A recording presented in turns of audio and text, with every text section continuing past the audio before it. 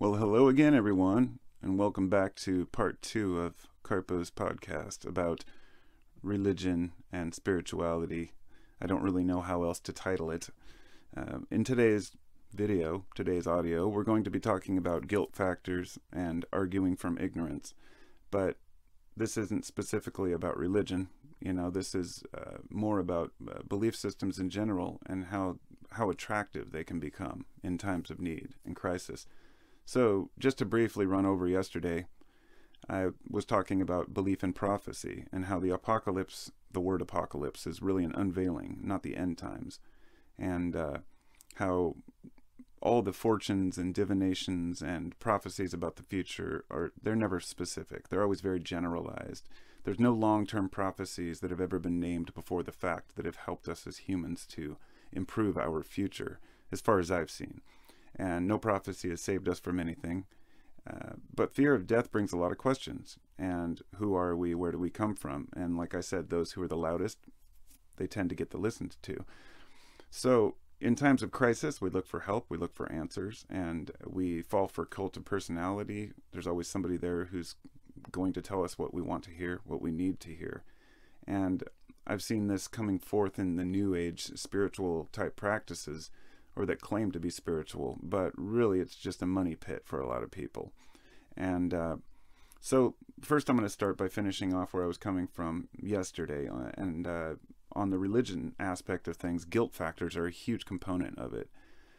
Interestingly, like for Buddhism, for example, you deal with guilt as part of life. In other words, it's not something that you should feel guilty just for being human. It all comes down to how you change and perceive the way you think about things. But in Christianity, guilt is considered something that everyone has, and the only way around it is to ask for forgiveness. And one of the ultimate problems with guilt in the church is what they call tithe, which is giving 10% of your money to the church. And the church has always made sure that they get their money. And the question is always, it brings back this, I just thought of this George Carlin, one of his acts. He said, God, he's up there, he's all omnipotent, he's all powerful, all seeing, but he's really bad with money. and it's so true. It seems that God always wants people's money, at least the churches do. And that's one of the problems I have, because people feel guilty and if they don't give enough to their church. And you're supposed to give before you feed yourself. This is before you pay your bills. The problem is that a lot of people can't afford that, but they feel like if they don't, then they're not on God's good side. But some of the, let's just go down a short list of things that people might feel guilty about if they're religious. And one, of course, is not giving enough to the church. Another one is planned marriage. If a child chooses to marry someone that they want, their own mate, then they may be disowned. Their family may, the church may excommunicate them if they marry someone out of their faith. And not only that, but a lot of the, marriages, the arranged marriages in the past have been, at age 14, and far before a child can understand what they're even doing. But there's always that guilty fear of excommunication or banishment. It breaks up families, and families are one of the most important thing to a lot of us. And if you can break up a family over faith, then I see a huge problem with that. And there's also fear of reprisal or going to hell, and fear of cutting losses is a big one. People are like, well, I'm so invested in what I believe, I can't leave it behind now. So, the idea that you're born in sin and in need of saving at a certain age, to me, is preposterous. And I think it causes many more problems than its solutions, and it makes people feel like they're unworthy, and that's... you can see that clearly when you talk to people who believe that they are, broken or corrupted as humans. I feel like we need to see our faults, see our shortcomings, but we can't get so wrapped up that we beat ourselves up just for being alive. So when I tried to have discussions with people of a religious persuasion, often we end up arguing from ignorance on both sides, I guess, because nobody really knows. There's a circular reasoning. In other words, saying, I believe that this is true because it says so in the Bible. And you say, well, how do you know the Bible is true? And they say, well, because it says so in the Bible, or because my church leaders tell me so. And to me, that's a really difficult thing to overcome. In other words, I've found no legitimate reason why I should believe in the Bible. But there is kind of, there's a fallacy that's used. It's the arguing from antiquity fallacy, which means elders must know best, and since this has endured so long, it must be true. And that's not a legitimate way to see things, in my opinion. A lot of people want to claim to have exclusive rights to what is the truth. So rather than having multiple interpretations of God, or saying, well, I can see that you see things differently, but we have the same values, it comes down to saying, no, I'm correct and you are wrong. And there's a fear of saying, I don't know on an issue. And it's just like the fear of a politician flip-flopping on an issue. And one guy was asked why he changed his mind on some, law, and he said, well, because I was given new information that disputed what I used to think to be true, and I was misinformed. And he was insulted and made fun of for that. And I just see that as like one of the greatest things that we can do as a human, to take the information we're given and change our minds. But that's a really hard one for some people. One of the difficult things with talking with Christians is that they believe anyone who doesn't believe must be either corrupted by Satan or in need of saving. Yet those who go to church and regularly abuse children are protected by the church. Why should they not be banished? I mean, if the clergy if they truly fear God and they truly believe what they're saying, how can the Catholic Church hide so many thousands of cases over the years of molestation and abuses by those who are supposed to be the officials? And I won't go much further into that issue. It's found throughout society. It's not just within the church, of course, but the church is supposed to be held to a higher standard by their own admission. So that makes it very difficult to trust an organization, not just that has people who will abuse others, but that willingly hides those abuses to protect itself. That is pretty shameful, and I'm glad that's coming out now. So another issue the church has is they pick and choose when science can be quoted to defend their position, but it's only when they want to use a statistic that serves them, such as, oh, well, this can't be explained by science, so it must be a miracle. But the rest of the time, science is out to get them, and they dispute the experts with their own version of experts, which are often people who are basically biased for the church to give the answers they want, which I just, we see this on all sides. Of course, science has many fallacious arguments, and they're often proven wrong. The thing is, scientific positions have changed over the centuries, whereas the church's position has not. And so there are a lot of bad questions that come up, too, when you're debating with a person who is religious, and especially even when you're trying to make it productive. One bad question might be, well, why is there anything here at all if God doesn't exist? My answer to that would be, well, maybe God does exist, but maybe God is everything, or maybe we just don't understand how things came to be. Not having an answer it doesn't mean that you can make one up to suit your fancy, and for a lot they do, but trying to defend that as proof or as fact, it just can't happen. You just can't do it. But another question would be, how did life get started if there was no God? And we say, well, we don't know. We don't understand the mechanism, but we're learning. And maybe it will turn out to be that there's an underlying, what I consider to be a blueprint or kind of an energy source that, I don't know, maybe breathes life into things. I think that a lot of the mythological stories were on the right track, but they didn't try to go too far into it. And the only way was to anthropomorphize things and put faces on them. And this is why we had gods. And then we got into, this whole idea of believing in many religions and many different gods. And then all of a sudden, monotheism reigns supreme. And the question is, if there's just one God, then what is that God? Is it a being, a single being, or is it everything? And so we get hung up on details, not on whether or not God exists, but the details of what God wants and who God is or what God is. Another issue is, when arguing, a person would say, well, you believe what you believe and I believe what I believe, but, how do you know that your evidence is any more real than mine? And I've even heard people say that about things like gravity. Well, you drop a coin on the floor and see what happens. It's not about whether gravity exists. It's about whether, how gravity exists, where it comes from. whether or not we're on a ball spinning or on a flat Earth shooting up through space at a certain speed. And considering the amount of absurd beliefs out there, I really don't try to convince anybody else otherwise. You know, I just put out my thoughts and people can think what they choose, because I'm not here to change anybody's mindset. It doesn't work that easily. Even with basic facts, we've learned that you can't really change people's opinions. Naturally, the phone would ring right during the middle of my video, but that's okay. I should have turned my volume down.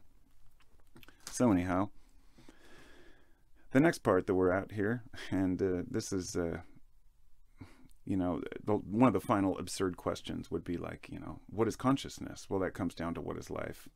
Or where would we get our morals then? Now, this is the final one, and I really wanted to mention this one because I heard this incredulous Christian who was arguing with somebody who was an atheist, and the Christian said, well, if the Bible's not true, then where would you get your morals from?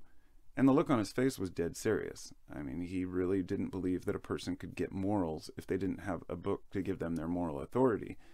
And I thought about this for a bit, and I thought it's probably not his fault. I mean, if all he's ever known is his religion, then he wouldn't know what it would be like to develop morals from other sources or other reasons. In other words, where do you get your moral authority? I get it from knowing that if I go and hurt people, it's going to make me feel bad and I'll get in trouble or I'll get hurt back. And that abusing other people or stealing from others is only harmful to all of us, and that I want to protect my fellow man as a species, not for fear of hell, not because God will be angry with me, but because I know in my heart what is right. Regardless of where that comes from, it's there. And so there's an interesting one of the problems I have with some of these, you know, religious zealots, the extremists, for example, because I'm not attacking Christianity or Catholicism, you know, for a belief system of an individual. Everybody has their own degree that they delve into these things, but there's a refusal to look at science because a lot of people are told not to question the church. So my question is, if the church really believes it's the divine authority on truth, then why would any church prohibit its members from going out and researching other religions and other systems? In other words, I would think that that would be the first thing that you would want to do, because then you could say, well, look, you'll come back to this religion, you'll see that it's true after you've looked at all the rest. But like, say, Mormonism and Scientology, you know, the newer ones, they're not even allowed to look online. They're not even supposed to look at any information about the church. And to me, that's, you know, that's a little bit suspicious, but but we dispute so much science over what we believe. There's only one book that disputes evolution. That's the Bible, but it's all perspective and perception. You know, it leads to denial of the shape of the planet and the delusion that dinosaurs walked alongside mankind. And people start asking what color were Adam and Eve, and then you have guys like this Ken Ham who built this giant ark, you know, with dinosaurs and humans, you know. And I think, well, to each his own. But when tax dollars are involved, I don't know. I have my own, I guess I have the right as a citizen to say that's kind of ludicrous, but faith over reason to me is unreasonable. So I compare religion to a medical procedure. Would you take the first opinion and stick with it as decades passed and new technologies and new treatments came out? You'd probably want to keep up on what's going on, you know, because things change. I shouldn't say that, not necessarily that, you know, the physics of life or anything changes, but rather our understanding of the world changes, and we have to change along with it. So like I said, with the church abuses showing that, you know, they're incompetent at protecting the weak and the meek, and that goes against all of what they believe. One final note I would like to make on this is kind of interesting is Sam Harris was, years ago, I was given his book, audiobook by my brother. It was Letters to a Christian Nation. And even a decade ago when I listened to it, I was a little bit taken back by how just kind of condescending he was towards Christians. He would start off each phrase with, you believe this, but this, you believe this, but I couldn't really disagree with anything he was saying. As years passed, I never really watched many of his lectures or interviews because I found that he was just too argumentative, kind of like Richard Dawkins, which I don't like him either, but he's a genius, smart guy. Not genius, but he's really good at what he does. And I realized that both of them had this kind of dry demeanor of, well, I'm not even going to bother. Your beliefs are stupid. I'm just going to say, no, it's not true. Over time, Sam Harris got involved in Eastern meditation and started mentioning it more and more, talking about Buddhism in his lectures and whatnot. And so while Dawkins kind of remains still this stubborn guy who refuses to budge, Harris has actually realized, well, some aspects of religion are useful, and it's about not just throwing everything out together, but saying, now he has his own meditation app, I guess. And I just found that a funny change, kind of a new understanding of the world, and he's become less combative. And in an interview, he was saying how he used to get really sucked into the arguments and he'd get frustrated and angry. And I guess that happens with a lot of people, So I'm not here to pick on your happy place. If you're religious and you've listened to all of this and you're not mad at me, then right on. I guess I've done okay. But I just needed to get that out of the way because there was a lot I had to say about this. I wanted to go now into spirit science, and I was going to do a part 3 on this, or kind of this. Hold on, let me see how much time this has been already. See, I'm already 16 minutes in. But that's okay. I wanted to talk about, should I or should I not? Well, I guess I'm just going to go for it while I'm already here. No point in making a separate video for this. Just as much as I've kind of cringe at many religious beliefs, I also have to cringe at things like spirit science, which I hate to name specifically, but many years back when spirit science on YouTube became a thing, and they had this little animated videos where they would talk about history of the Earth and Mars, and how we had these people that came from Mars, and Lemuria was this ancient civilization that battled with Atlantis. It's not that I listened and believed it. I was very suspicious the moment I heard it, but a lot of the other things they had to say sounded really good and had possible truth to it. So I was fascinated with the show. I listened to it. I did my research and found that a lot of it was completely unfounded. They would, spirit science, it comes out of nowhere as this new answer. But upon closer inspection, there was no real substance. I mean, when they talk about people having wars from people from Mars and portals and places that we've never proven exist, it's very difficult to take it seriously. So there are many shiny things, but up close, they're very insubstantial. So what I found through my New Age expeditions, if you will, is that it's really easy to fall victim to arbitrary random connections. What they call apophenia, which is seeing, patterns and things that may or may not exist. Many of these patterns may exist, but it doesn't matter. It's how do you use them? Because there's patterns everywhere. We're pattern-seeking creatures. It's in our DNA, but we're always looking for ways to connect the dots. It's survival. So what I found is writing this self-help guru wave is not as good as just taking action for the self and trying to understand who you are. We have limited results in listening to others or following anybody else's systems of belief, and it's really easy to get sucked in. So if you do have a teacher or a guru, be sure your teacher is willing to take criticism and allow you to ask questions. And I think that that's a majorly important thing to address. Be aware of terms like frequencies, vibration, resonation, quantum, scalar energy, Fibonacci, phi, sacred geometry, solfeggio, consciousness, and the word truth. I mean, truth, it's being something that reveals itself without the need to claim it as much. I mean, what else would it be? A lie? If you have to label something the truth, then, what's the alternative? And you better have like they say, extraordinary claims require extraordinary evidence. And so, years ago I watched the movie, and many of you have probably seen it, called The Secret. And, it was on Oprah's book club or whatever. Somebody was like, oh, it's a good book. And I read it and I thought, this is good. I really enjoyed this. It tells me how to kind of manifest my future. Even then, of course, I was suspicious about it. I'm like, you can't just dream of what you want and have it appear. But I did try, and I worked at it. And what I learned from it was that you're never going to create what you want from the universe, but rather if you put it in your mind that you want something, you will subconsciously work harder towards it. And that's just as good. So it's still a good mindset to have. Keep a positive outlook when you're walking around and meeting people, talking to people. You know, put out good energy to the world. You don't have to assume that it's some, you know, mystical force, but maybe it is. And the thing is that the problem with this was the mindset of The Secret was based around, do you need wealth? Do you need more great, shiny, beautiful things in your life? And success, and a better job? And I think all of this is based around simple happiness. You know, they're not addressing the root. We're looking to find balance, but there's no ultimate happiness that's going to be obtained through any of these methods, in my opinion. So they're focusing on material wealth while claiming to abandon it at the same time. It's like this ambivalence.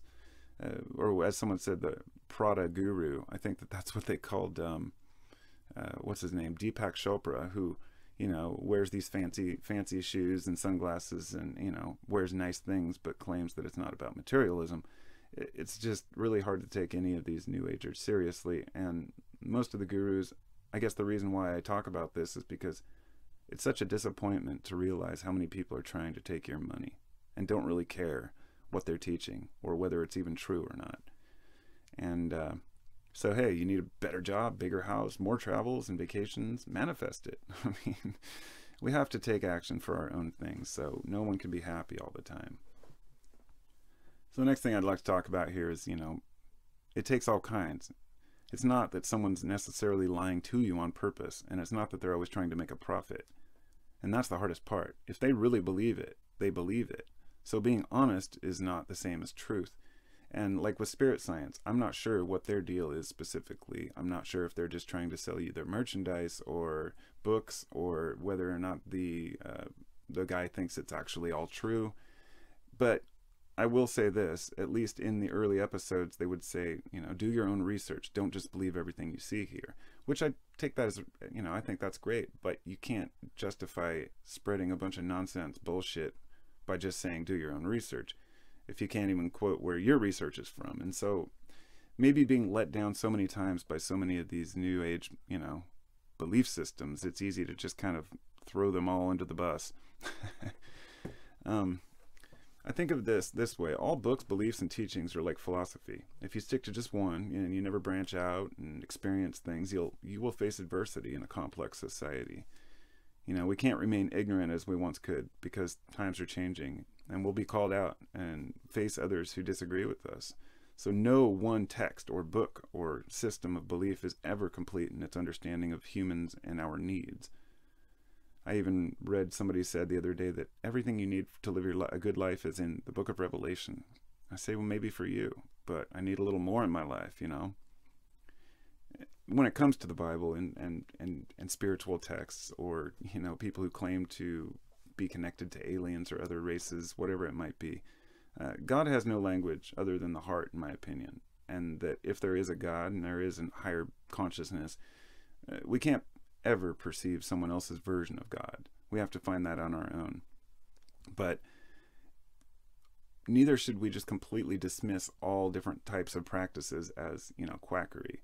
If you've never heard of Tumo, you know, the question is, what is real then? Tumo is a temperature control of the body, and there are Buddhists who can go in with a wet towel in a freezing cold cave and evaporate it, evaporate all the water off of it and raise their body temperature significantly. And this is well known. I'm not sure exactly how they do it, but they do it through focus. And this means that their particular religious practice allows them to change physically their physical attributes of themselves, temporarily at least, which shows that there is something to it, to a deeper meditation or, you know, chanting and many of these rituals, which can actually alter not just, of course, the body temperature, but can change the way that our brains operate. So praying and trying to understand things on a deeper level, these can actually change the way we think, and that is useful. And that's why it always comes back to, hey, don't ruin my happy place. And that's not what I'm trying to do, because if people want to believe, they will believe. But it's when it becomes dangerous that I think is the issue, and that's only when people are lying to you and telling you dangerous things that, or trying to, you know, raid your wallet, so to speak, or sell you some sort of a trinket, you know. So, you know, I had a couple of a couple of other notes that I wanted to mention, but I'm not going to really go too much into detail. But it's my opinion that experience is much more valuable than repeating old teachings, and that we can gain some insight from what we've read that others have written, or a video. I still love watching Alan Watts videos, or listening to Manly Hall, or a variety of other speakers and teachers, new and old, but there's always something lacking, and no one of them are ever complete. And that's okay, because I'm the same way. I'm definitely lacking in many areas, and that's why we all are out here together, learning together. And there's nothing wrong with belief, but belief, when you're trying to force it on someone else, can be an issue. So besides the belief issue, a lot of these types of, and it's a major problem on YouTube more than anywhere else right now, because YouTube has hundreds of channels that will just post anything to get your attention. Anything that happens, whether it be some sort of a conspiracy channel, or somebody who's saying that they can communicate with Pleiadians and that they channel aliens, and the first thing that you see when you pop up is selling merchandise, and people that claim to contact and interact with entities, but they have nothing really to say or nothing to teach us. This is one of the biggest problems I have with people that claim to be channelers.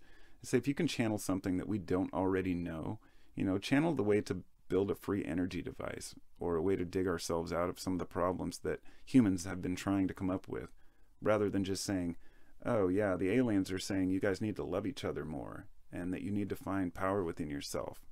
I mean, it's just useless, really useless stuff, but it gives people hope, and they want to hear these things.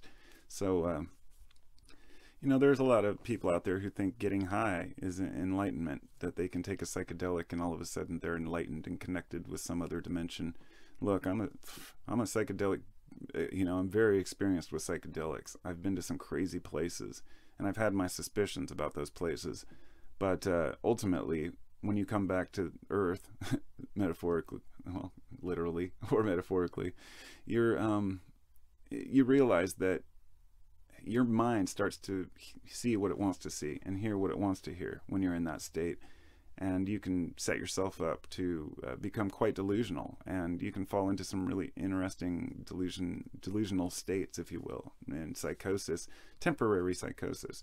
And that can be useful when we're trying to understand ourselves. But when a person smokes DMT and then goes out and tells the world that they know how to solve the world's problems, it's kind of laughable.